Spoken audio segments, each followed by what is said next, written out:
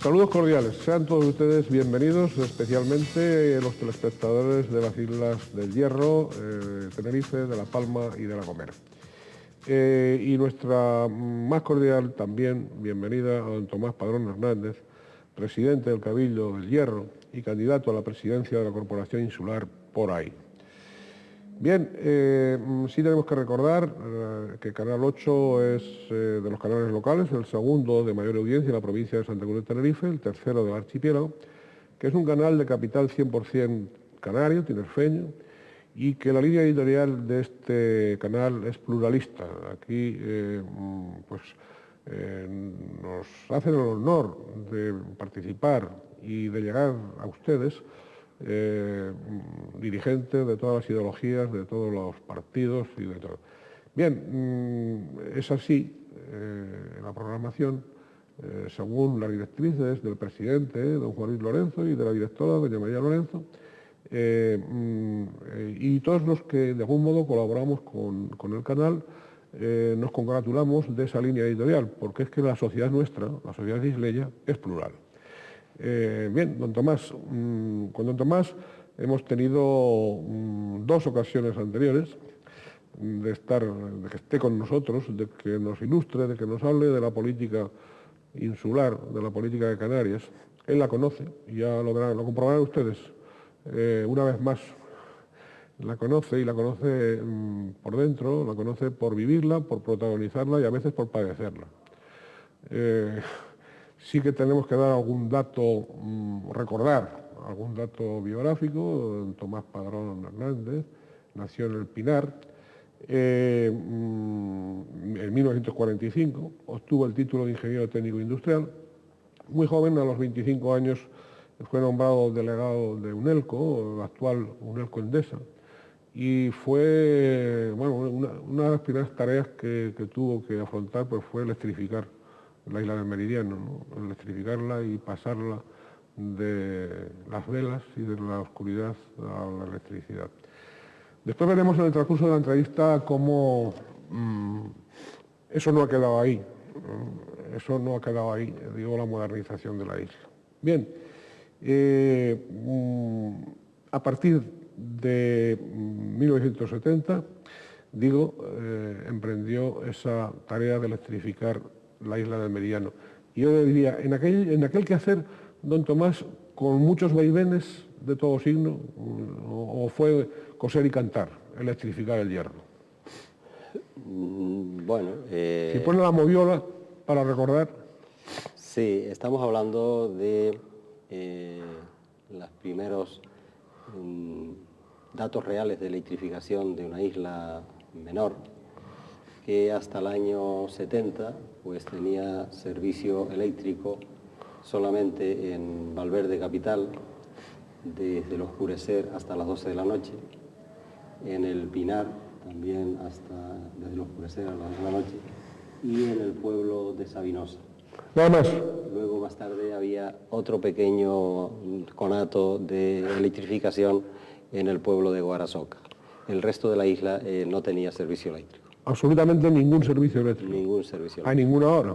A ninguna hora, efectivamente. Bien, entonces solo esos puntos que usted ha nombrado, esos 4 puntos, 3 y un poco más, y solo temporalmente de oscurecer hasta las 12 de la noche, es decir, a partir de las 12 de la noche tampoco había electrificación. Efectivamente. En alguna ocasión, cuando había un partido de la Copa de Europa, del antiguo Real Madrid, los fuertes del pueblo pagaban 2 horas de luz por el día para poder escuchar por la radio el partido del Real Madrid de la Copa de Europa. Pero la luz solamente era del oscurecer hasta las 12 de la noche. Alumbrado público, alumbrado para la ciudadanía normal, es bien. Es curioso, el fútbol sí que lograba esa financiación privada. Lo lograba el fútbol y lo lograba también de vez en cuando el venezolano que venía en aquella época, pues la inmigración era muy fuerte, muy potente, entonces venía pues nuestra gente de Venezuela y como venían pues con dinero en abundancia, los domingos que había baile también desde el oscurecer hasta las 12 de la noche, esta gente pagaba 2 horas más de luz para que el para baile continuara, para bailar. para poder seguir bailando 2 Sí. horas más o 3 horas más. Oiga, ¿y para las fiestas también había alguna excepción de luz?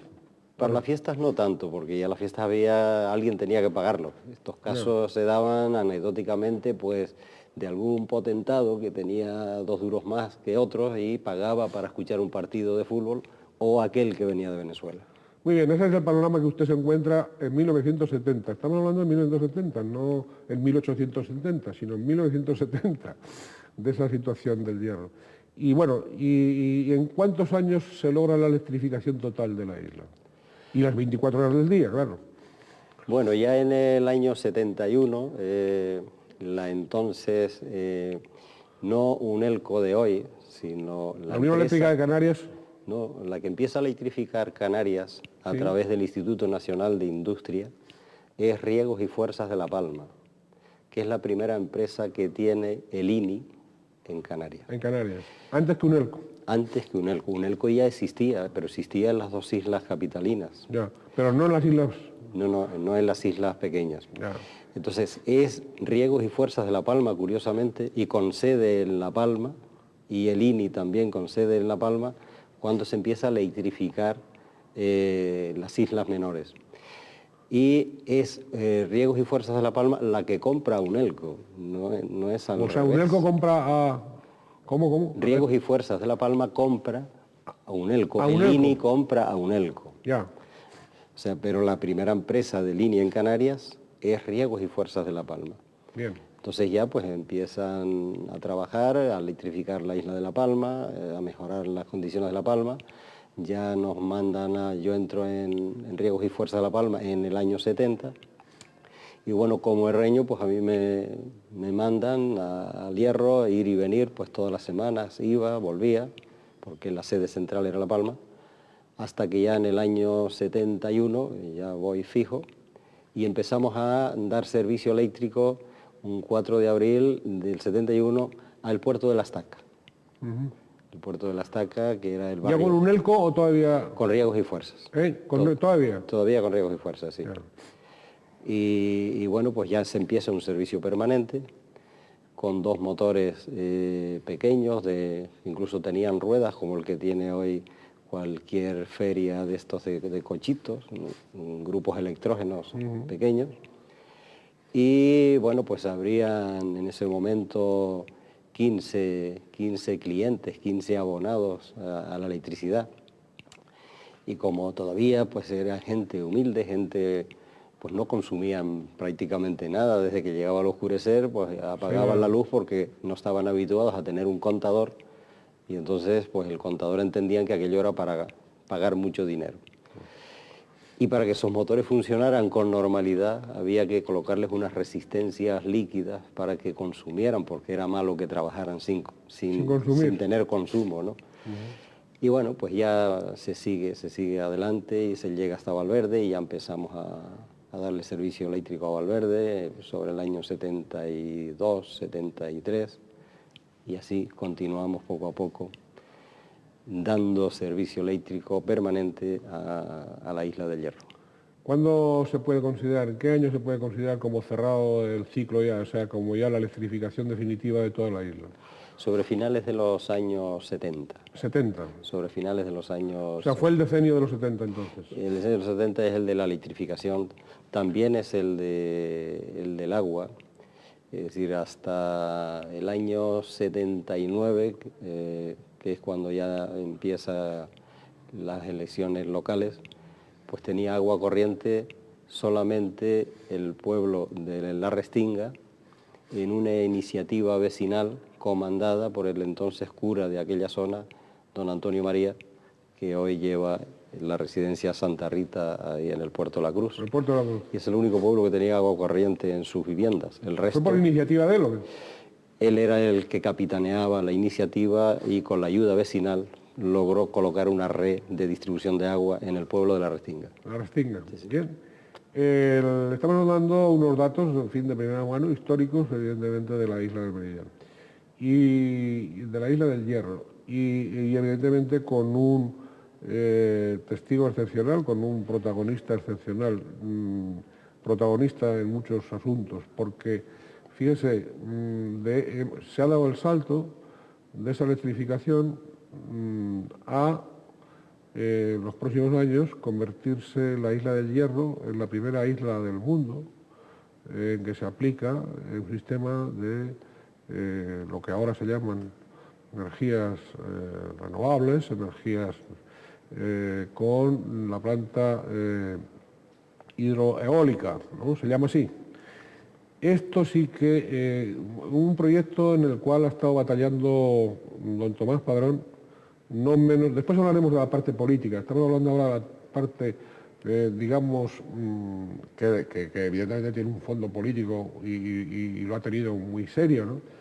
Pero estamos hablando de esas, en una isla, en un país, de esas infraestructuras básicas y de cómo usted ha vivido y ha protagonizado el paso, digamos, de la oscuridad a la luz eléctrica total, y ahora protagoniza el paso de que el Hierro se convierta muy pronto, dentro de pocos años, pero este es un proyecto en el cual don Tomás lleva, me parece que más de 10 años o más de 10 años batallando, ¿no? Cuéntenos cómo surge esta idea, en qué consiste, qué fases va a tener y cómo se las ha ingeniado usted para que la isla pueda tener energía totalmente limpia, ¿no?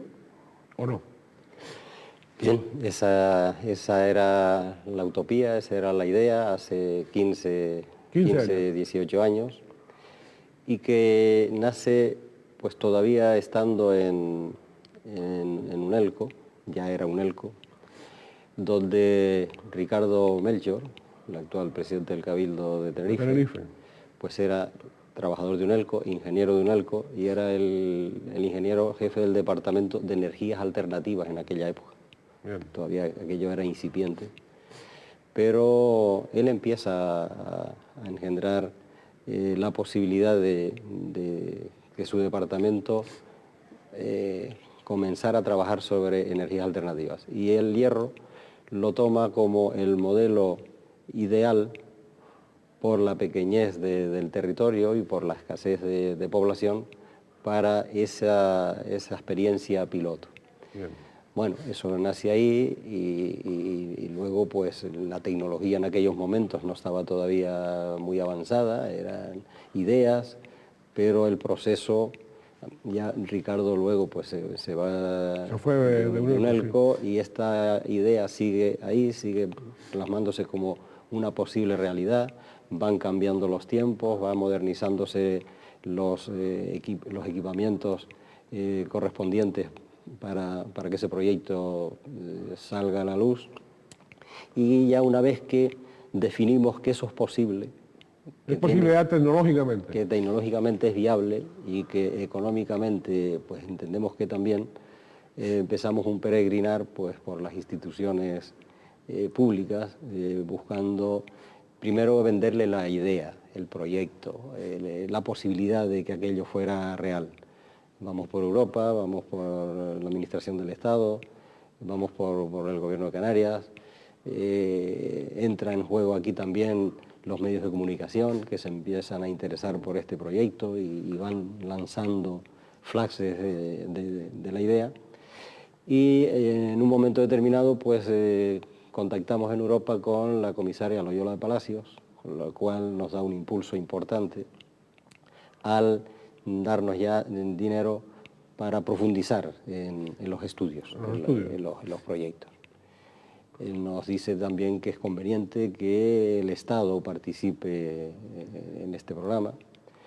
Más tarde nos recibe ya con otro gobierno pues la actual ministra de Medio Ambiente, le enseñamos el vídeo, le enseñamos el proyecto, lo toma muy bien. Sobre todo lo toma ella muy bien por una razón, y estaba enfrascada en la batalla del trasvase del Ebro hacia el Levante, y como esta central que va a generar electricidad a través de la energía del viento va también a desalar agua, ella le interesó más que producir energía eléctrica, le interesó la posibilidad de instalar desaladoras movidas por viento en el Levante peninsular. Ajá. Cada uno ha arrimado el ajo A su sardina. a su sardina, y ella le interesaba esa idea y bueno, también nos apoyó. En Canarias el peregrinar era también lento, dependía de los consejeros de industria de turno. Bien. Algunos del gobierno de Canarias. Algunos tomaban la idea como algo importante y entonces, como Se daba algún paso adelante. como San Borondón, aparecía el pico Sí. de la montaña, y en otros veían aquello como una payasada. Como una utopía suya. ¿O? Exactamente, y entonces decían, pues entonces aquello no caminaba. No. Y necesitábamos efectivamente el empuje de todas las administraciones, porque ya se fue definiendo el posible costo, que era amplio, primero 22 millones de euros y ahora por último 54. Por lo tanto, una vez ya vendida la idea, vendida la utopía, pasado al anteproyecto, a la realidad, un día pues llega al Hierro Rodríguez Zapatero en visita turística cuando estuvo en Lanzarote en el año 2005 y hizo esta visita por las islas menores de esta provincia. Y bueno, pues de las intervenciones que tuve le pedía 3 asuntos, ¿no? La fibra óptica, era la isla que estaba totalmente fuera de ese circuito en Canarias, que eliminara el Real Decreto sobre el radar de Malpaso y la central hidroeólica, en una apuesta decidida del gobierno por las energías limpias, por las energías alternativas, lo cual había oído que era una de sus ilusiones de programa de gobierno. Bien. Pues mire, usted tiene la oportunidad de en el Hierro hacer realidad con un grano de arena ese objetivo. Él nos contesta que sí, que está dispuesto a apostar por él.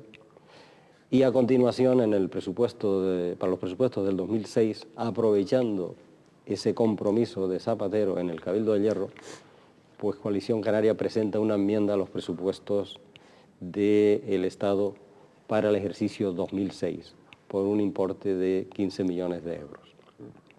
En la Comisión de Hacienda del Congreso de los Diputados, cuando se presenta, lo rechaza el entonces presidente de la comisión y portavoz, Rubalcaba. Esas comisiones son de tarde hasta la noche, hasta la madrugada, y bueno, pues en un receso en el pasillo pues estaba Paulino Rivero, que era el que había presentado la enmienda, con una diputada también del PSOE por la isla de Tenerife, que no recuerdo su nombre, parece que era Gloria. Gloria Rivero, podía ser. Puede ser Gloria Rivero. Y el segundo de la Comisión de Presupuestos. Y en eso entra Zapatero. Ya la enmienda había sido rechazada en la comisión, por lo tanto no iba a pasar a pleno. Entra Zapatero, que venía de inaugurar un AVE de Madrid a Salamanca, a un sitio cercano. Y al llegar pues entra en la conversación y habla pues de las tecnologías, cómo han avanzado, que acaba de inaugurar este tren y que había que apostar. Y entonces Paulino aprovecha y le dice: hombre, presidente, acaban de rechazarme un proyecto que usted comprometió en la Isla del Hierro, que es el de la central hidroeólica, en la Comisión de Presupuestos. Entonces él le indica a la portavoz segunda de la mesa del PSOE: esto hay que sacarlo. Y efectivamente entran para adentro y lo incorporan cuando ya se había... Cuando ya se había desechado. Se había desechado.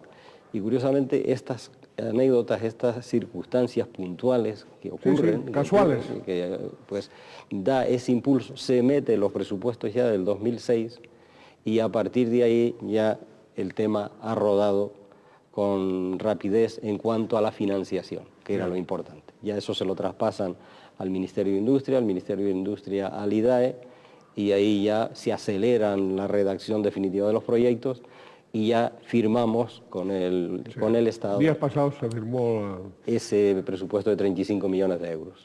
Bien, ¿en qué va a consistir básicamente, para decir, va a ser la producción de toda la energía eléctrica que se consume en la Isla del Hierro, desde una sola central. Exactamente. Una sola central movida solo por el viento. Efectivamente. Y a su vez la función que va a tener esa central es proporcionar esa energía eléctrica y desde el punto de vista del agua... Desalar agua también. Desalar agua simultáneamente. Efectivamente. Simultáneamente. Efectivamente. En Bien. definitiva, que el proyecto, hombre, sobre todo ahora yo creo que está en un momento importante. O sea, viene a coincidir en un momento en el cual la comunidad científica internacional está diciendo que vamos a cargarnos el planeta Tierra, que estamos contaminando la atmósfera de una manera acelerada, que el cambio climatológico pues puede tener repercusiones importantes a medio plazo.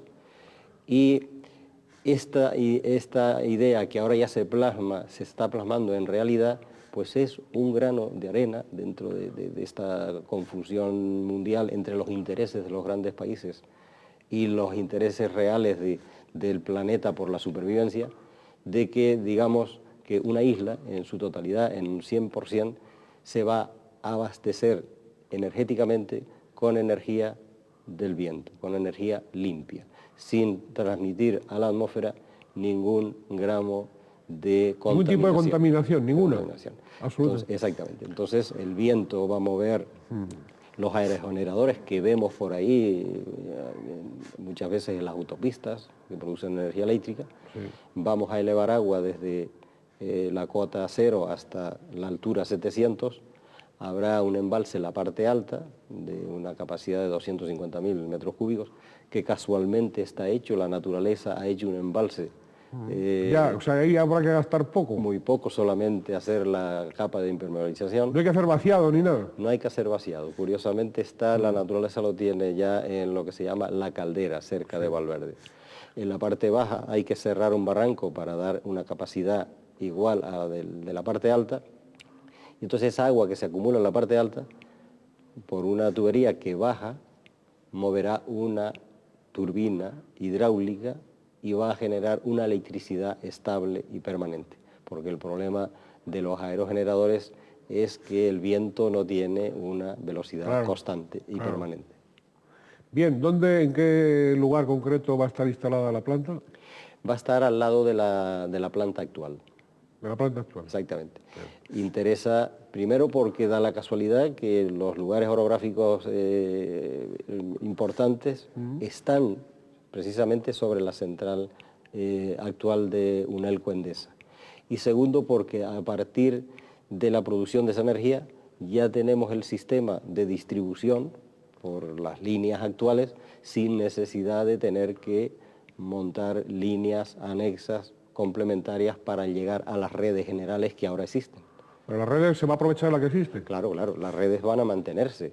La distribución se va a mantener igual, solamente que la generación, en vez de ser con motores diésel, va a ser con una turbina hidráulica. Claro. Mire, y bueno, el proyecto, es decir, se va a ejecutar ¿hasta qué año se ha dicho? ¿Hasta el 2011 acaba o antes? Nosotros calculamos que tal y como está programado ahora la financiación, en el finales del 2009, principios del 2010, este proyecto puede ya producir energía eléctrica. Y la verdad es que, ¿al 100% ya? No. Sí, cuando esté instalado puede producir al 100%. Y la verdad es que va a ser un referente a nivel canario, porque nosotros entendemos que esto puede ser aplicado, si no al 100% de la totalidad de otra isla, por su envergadura de consumo, sí puede ser utilizado en comarcas o zonas amplias de islas como Tenerife, que también tienen una orografía y tienen zonas de viento, porque en Canarias no sobra una materia prima importante que es el viento. Tenemos viento para vender, para embotellar y para producir energía. Por lo tanto, los alisios, que es una constancia permanente en este archipiélago, pues da pie a utilizar esa fuente energética que viene y se va, pues para producir energía eléctrica. La Gomera es otra isla que puede ser aprovechada en esto, La Palma, zonas de Gran Canaria, ya a lo mejor Lanzarote y Fuerteventura, que son islas más planas, tienen viento, pero lo que es combinar la parte de agua con el viento, a lo mejor lo sería más complicado, pero entendemos que puede ser aprovechado en Canarias, en partes de la península o en cualquier otro lugar que reúna unas características orográficas y de viento similares a las de Canarias. Bien, oiga, y el proyecto definitivo está hablando de ¿cuántos millones? Estamos hablando de 54 millones 54. De euros. ¿Cómo se van a pagar? En principio, el proyecto, el convenio que tenemos firmado con el Estado es por 35 millones de euros. ¿Qué aporta el Estado? Que aporta el Estado. Próximamente vamos a firmar otro con la Consejería de Industria del Gobierno de Canarias por 12 millones de euros y el resto lo va a poner Unelco Endesa, que forma parte como socio de la sociedad que hemos creado, que se llama Gorona del Viento. ¿Se llama cómo la sociedad? Gorona del Viento. Del Viento. Una gorona, le decimos nosotros en el Hierro, es un semicírculo de piedra que hacían los pastores para el pastoreo de sus ganados y protegerse en esos goranes, en esas goronas del viento dominante. Ajá. Eran unos semicírculos que tenían abierto al sur y cerrados al norte, y ahí ellos se protegían. De ahí que el anagrama de Gorona del Viento sea una G de Gorona y va concretamente relacionado con esa característica especial del hierro. Don Tomás, ¿y va a ser una empresa mixta o...? Va a ser una empresa con una participación, ya la es, del 60% del Cabildo, el 30% Unelco Endesa y un 10% el ITC, que es una institución dentro del Gobierno de Canarias, Instituto Tecnológico de Canarias.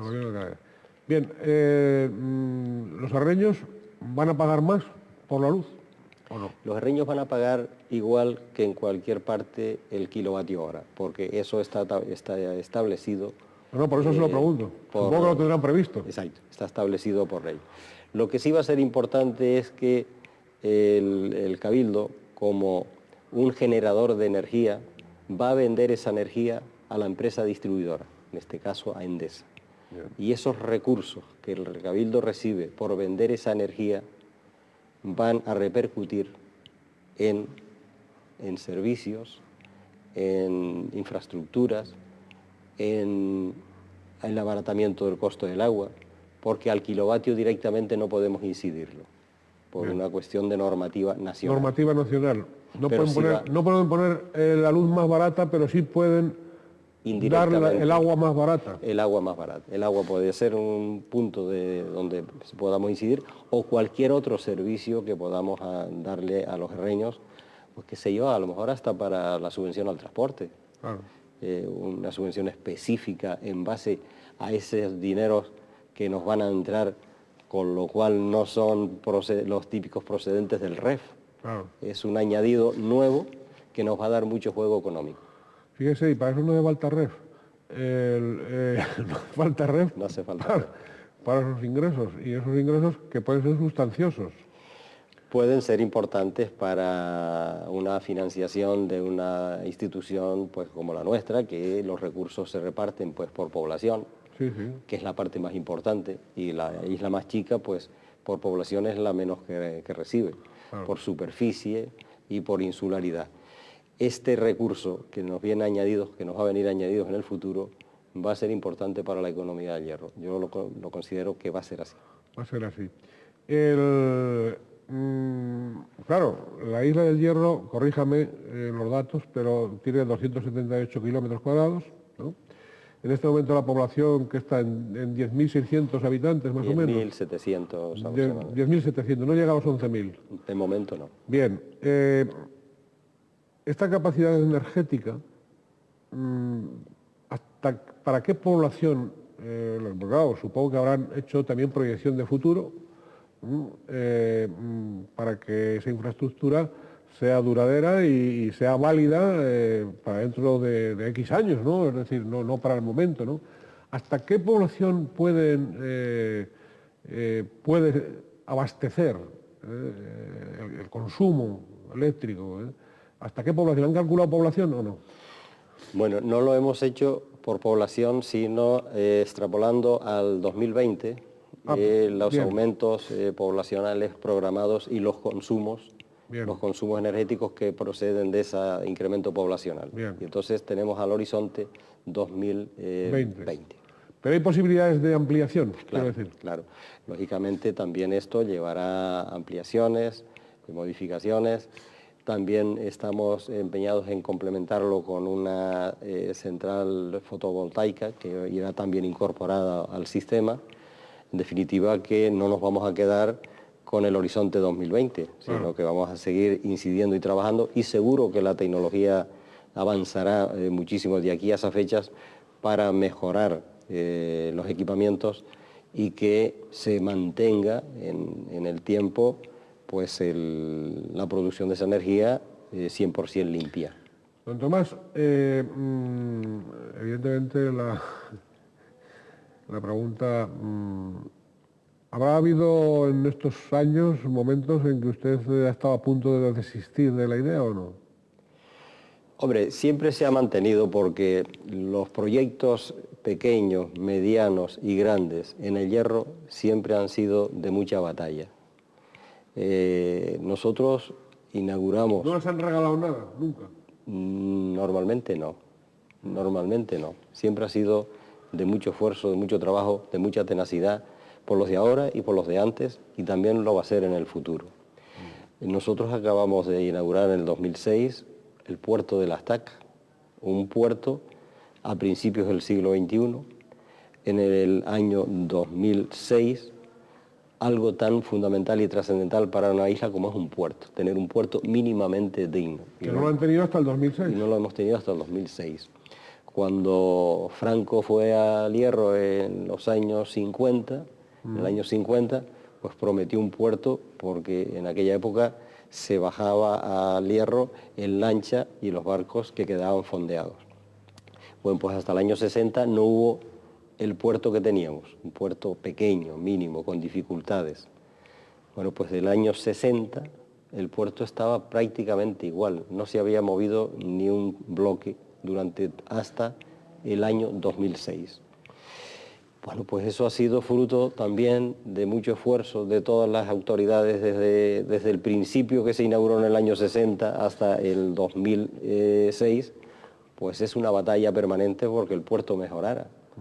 Y no se consigue fácil porque son inversiones potentes, importantes, que inmediatamente, llámese Madrid o llámese ahora Tenerife o Gran Canaria, siempre se tratan de medir por el número de habitantes. Claro. Por el número de vehículos que pasan por la carretera, que inmediatamente los comparan con cualquier autopista, llámese la del sur, llámese la de Madrid, llámese...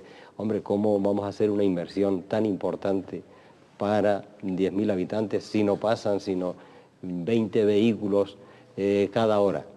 Bueno, el cambiar ese chip mental de los gobernantes centralizados no es fácil.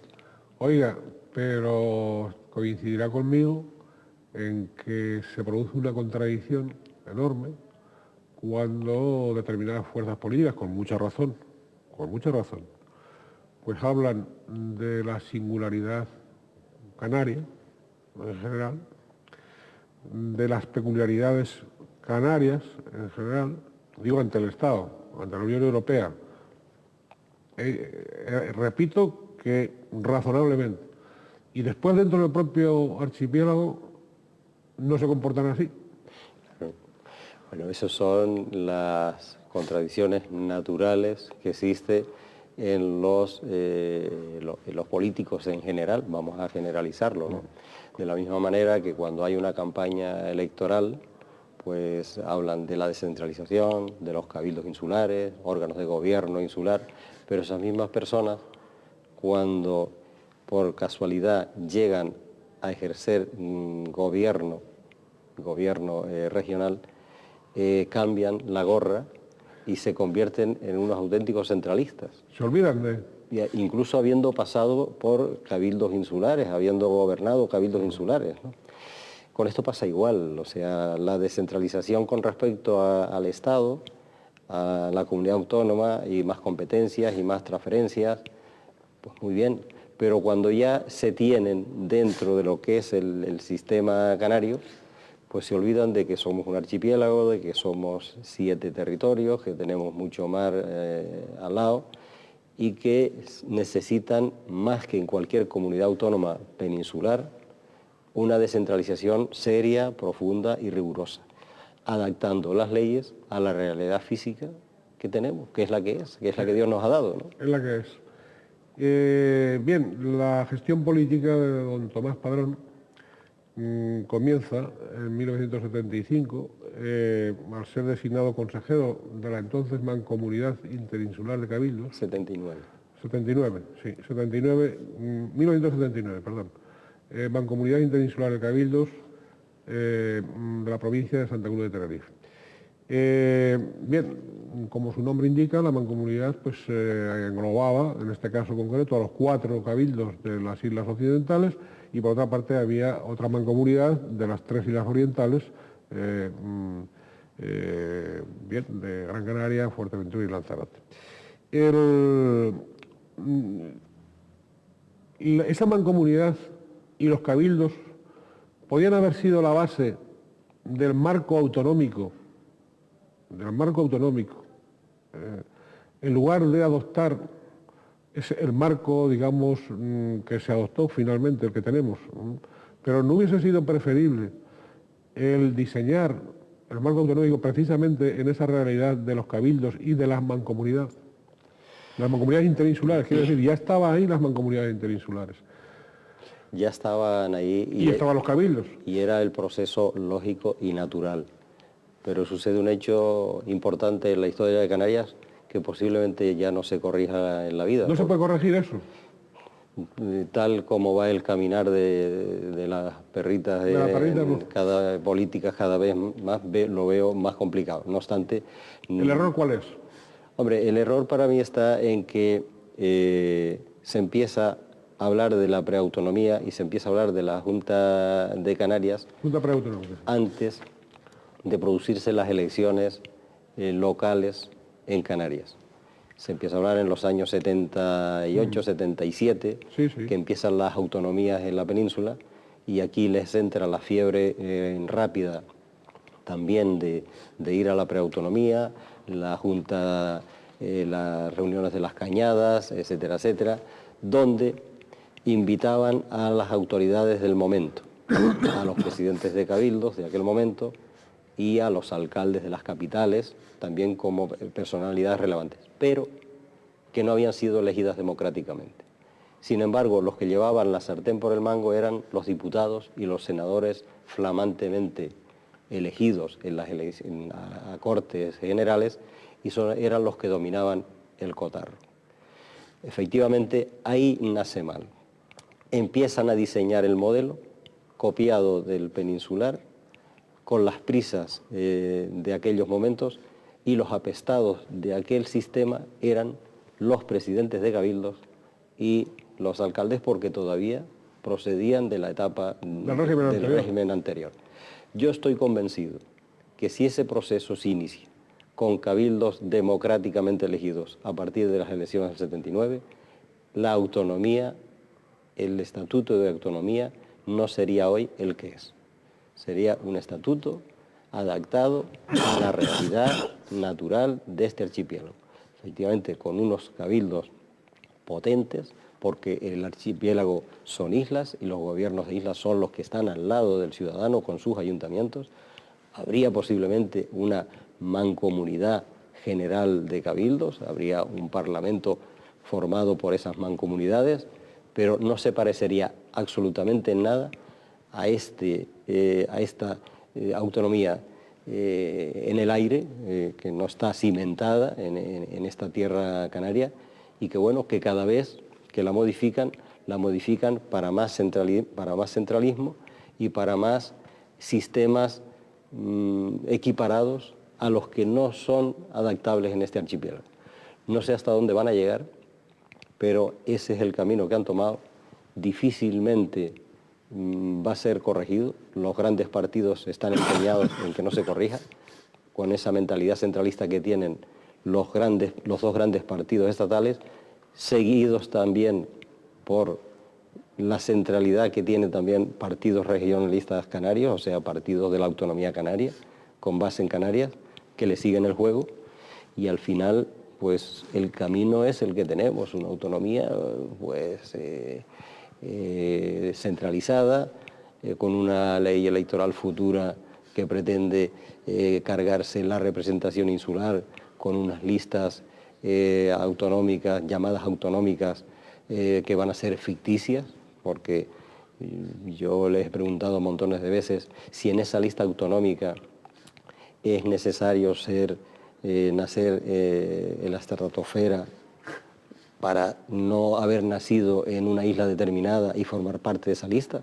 Pues son como unos diputados por arriba de la insularidad. Y yo no comprendo cómo puede un diputado estar en esa lista sin haber nacido en un territorio canario, en cualquiera de ellas, o estar defendiendo un territorio donde haya nacido. Esa es una situación que va a producir graves problemas en el futuro, donde la representación de la isla va a quedarse en la mínima expresión, por decir que cada isla va a tener un representante, y del resto se va a elegir por los grandes partidos en esas listas autonómicas, donde estarán englobados los que ellos quieran colocar en función de la cantidad de votantes de cada isla, y ahí los de las islas menores estarán en los puestos últimos o penúltimos, porque no van a poner en cabeza a uno del Hierro que tiene 5.000 votos comparado con otra isla que puede tener 400 o 300.000 votos. Claro. Oiga, don Tomás, esta tercera reforma del estatuto, esta tercera reforma del estatuto tampoco endereza las cosas, ¿no? Entonces, no, las tuerce más para mí, las tuerce muchísimo más de lo que estaban. Es decir, y las tuerce porque, primero, hay datos del estatuto que incluso los expertos o los lumbreras que lo diseñaron y que se lo entregaron al gobierno, sí, fueron más avanzados que cuando llegó al propio Parlamento, y ahí lo minimizaron. Cercenaron muchísimo de los planteamientos de los técnicos y de los expertos sobre la realidad canaria. Entonces, con ese criterio y sin haber una fuerza potente en Canarias que adapte ese estatuto a nuestra realidad, lo entregamos a Madrid para que allí lo pongamos en manos de unos diputados a nivel estatal que lógicamente tienen mayor predisposición a la centralidad, a corregir, pero a corregir en base a criterios unicistas. Ya. Con lo cual, pues no hemos mejorado. Hemos mandado una serie de datos de nuevas transferencias con una ley paralela, que ya de entrada al llegar allí le han dicho, esta ley paralela no entra en el estatuto. Por lo tanto, ha sido un error importante haberlo mandado como se mandó, sin una fuerza importante que lo avalara. Hay que tener en cuenta que aquí fue con los mínimos votos para salir adelante, lo cual un estatuto en todos lados sale con el respaldo mayoritario unánime de toda la Cámara, por lo menos de la Cámara regional. Luego ya pueden hacer modificaciones, pero cuando ya va así descafeinado y sin un apoyo potente desde Canarias, pues yo le auguro, lo mejor que podría pasar es que retornara de nuevo a Canarias y se volviera a diseñar un estatuto real. A grandes rasgos, ¿cómo ha percibido usted esta última legislatura del Parlamento de Canarias?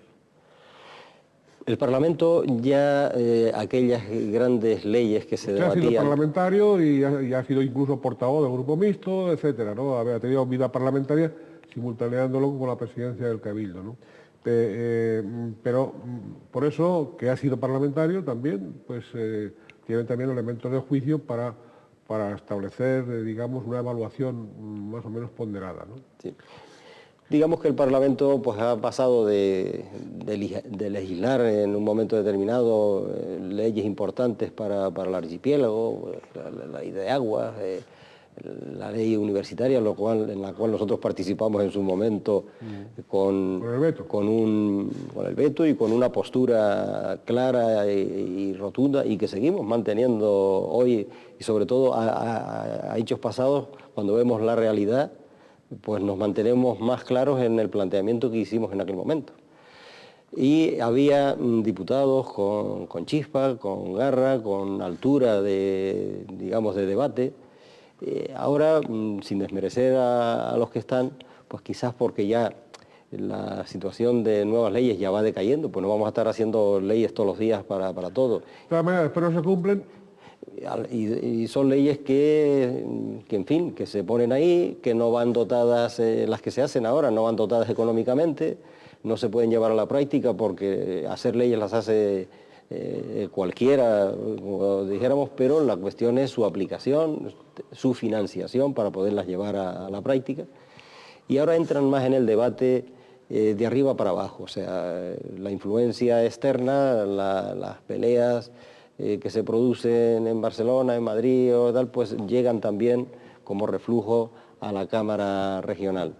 Y bueno, pues convierten la Cámara en un lugar de enfrentamiento, de crispación, cuando su misión en este caso pues es un control del gobierno, es mejorar y perfeccionar leyes que tengamos en estos momentos vigentes, y ha perdido, desde mi punto de vista, algo de calidad en lo que es el parlamentario.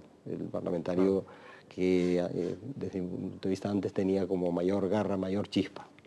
¿Y qué le ha parecido esa iniciativa del Partido Socialista Canario sobre la rebaja de los topes electorales, la posibilidad de rebajarlos incluso para estas elecciones, cosa a la que se oponen parece ser tanto Coalición Canaria como el Partido Popular?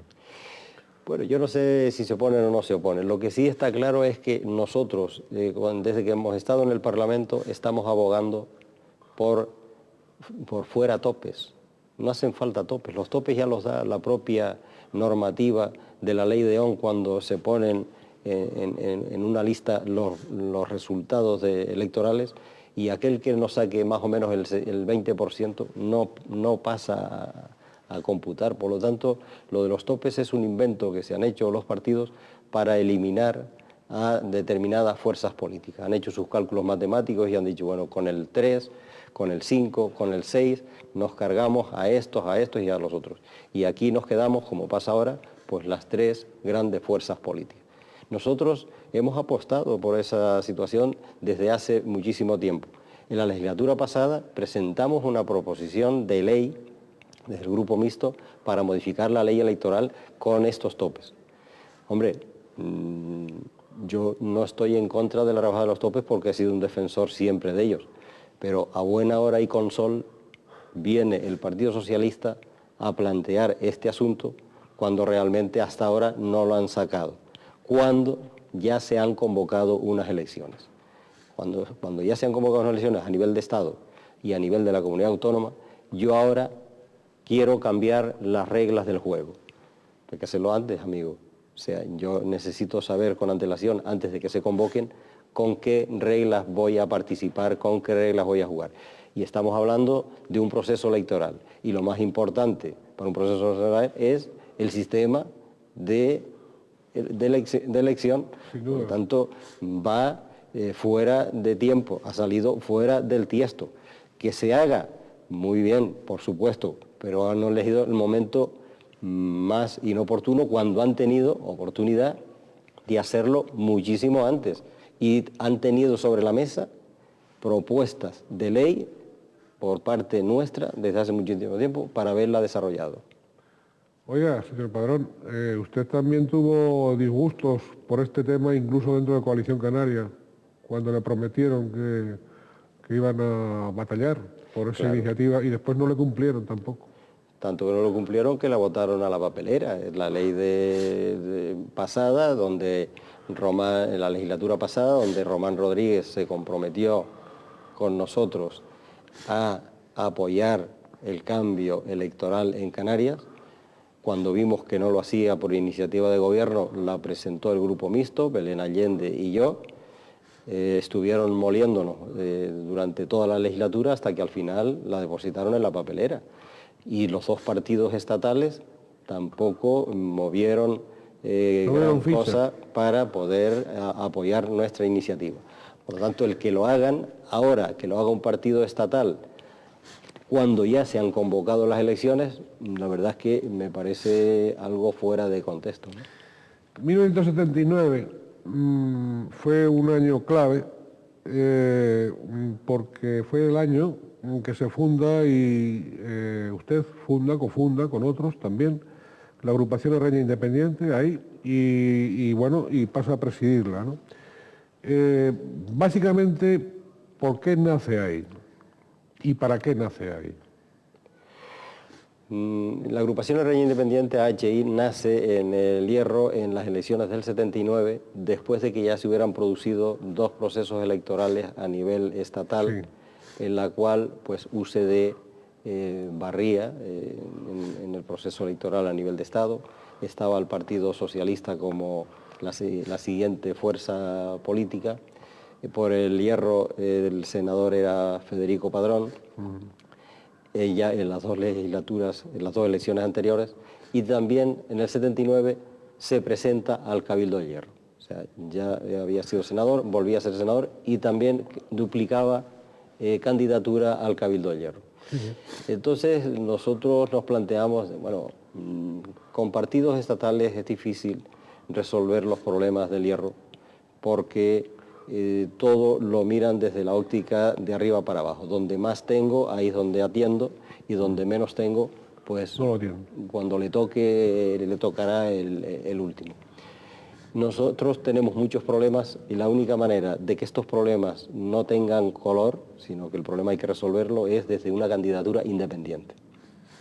Entonces, vamos a intentar aportar nuestro grano de arena presentando una candidatura al Cabildo.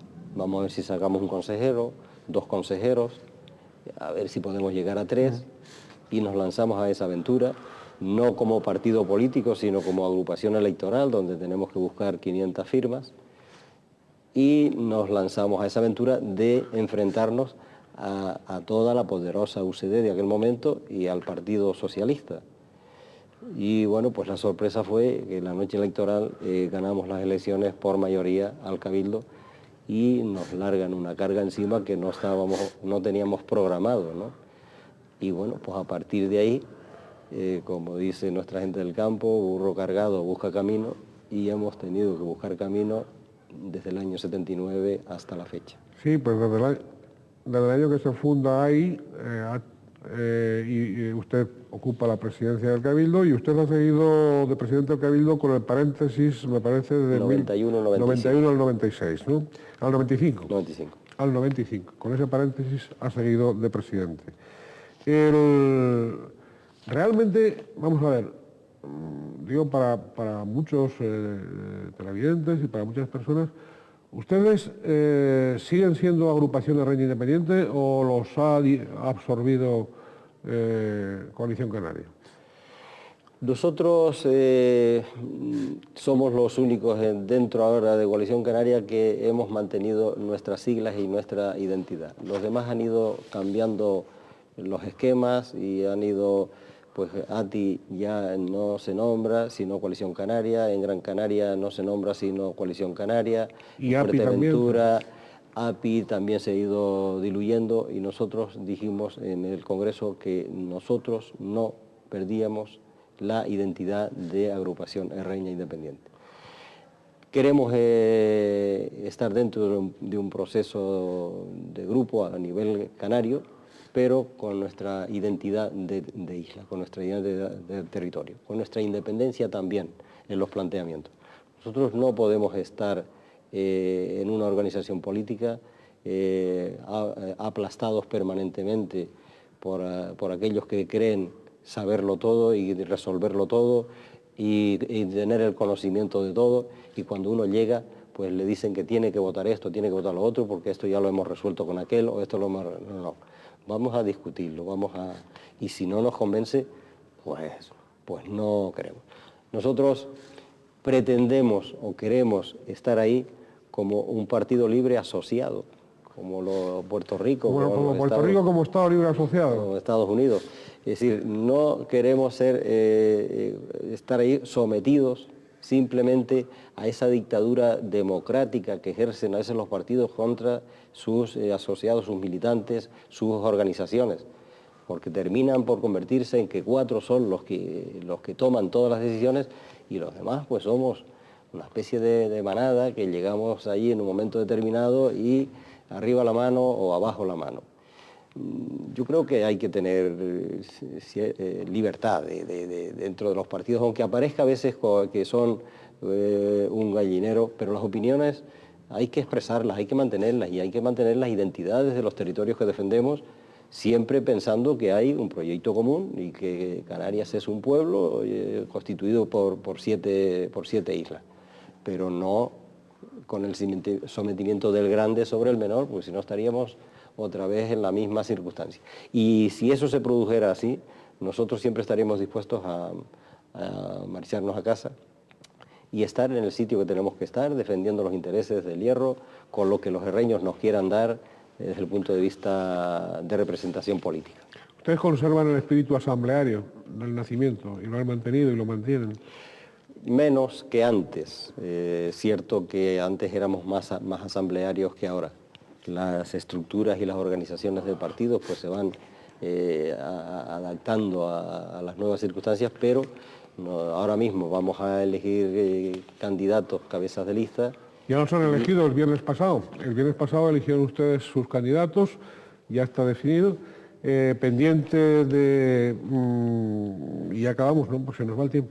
Pendiente de la presidencia del Cabildo, de encabezar la lista del Cabildo, con lo cual me parece que no habrá dudas de que a don Tomás Padrón todavía le queda cuerda para continuar. No se hizo el viernes pasado, no sabemos las razones por las cuales no dio el sí todavía don Tomás, pero estamos seguros de que el sí de don Tomás va a ser rotundo, porque él a los retos del Hierro nunca se echaba atrás y por lo tanto todavía le queda salud, gracias a Dios, y le quedan fuerzas para seguir adelante, ¿no? Como presidente del Cabildo.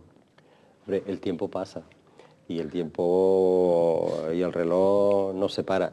Hemos elegido en la asamblea que se celebró el viernes a 2 candidatos importantes para los ayuntamientos de Valverde y Frontera, garra, juventud y experiencia también. Hemos elegido a la candidata al Parlamento de Canarias, que es una de las mejores parlamentarias que tienen ahí. No la utilizan porque tiene su propia personalidad y muchas veces en la organización no la utiliza, mal para el sistema. Y quedó pendiente para una semana más tarde el Cabildo. El Cabildo va a tener seguro como cabeza de lista y como equipo para estas elecciones al candidato más adecuado, más completo que tiene la organización. Y será la persona, llámese como se llame, que va a dar la talla por la Isla del Hierro, como se ha hecho siempre por esta organización política. Sea quien sea y llámese como se llame. Bien, estamos hablando con mucha modestia, pero está hablando del mismo. Esperemos que hable del mismo. Don Tomás, se nos ha ido el tiempo. ¿Usted quiere agregar algo? Pues nada, agradecerles que me hayan invitado a esta conversación. No sé si he podido transmitir cosas interesantes o no para aquel que me pueda ver o escuchar, pero bueno, lo intento. Yo no sé hacerlo de otra manera, sino soy como soy. Muy bien, la isla del Meridiano va a ser una isla de referencia, una isla muy visitada en los próximos años, muy visitada por distintas comunidades, ya no solo comunidades autónomas españolas, sino de Europa, de distintos países, ¿no?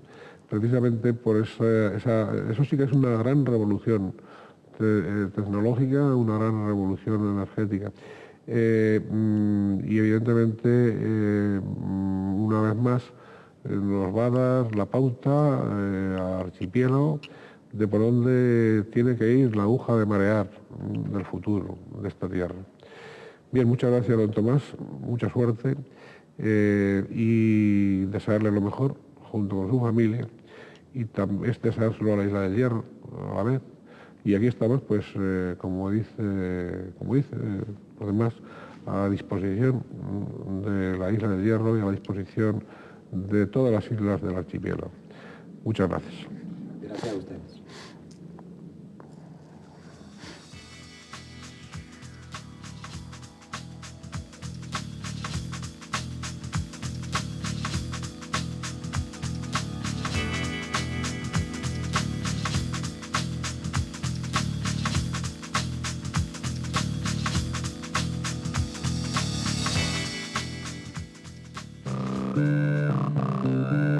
Thank you.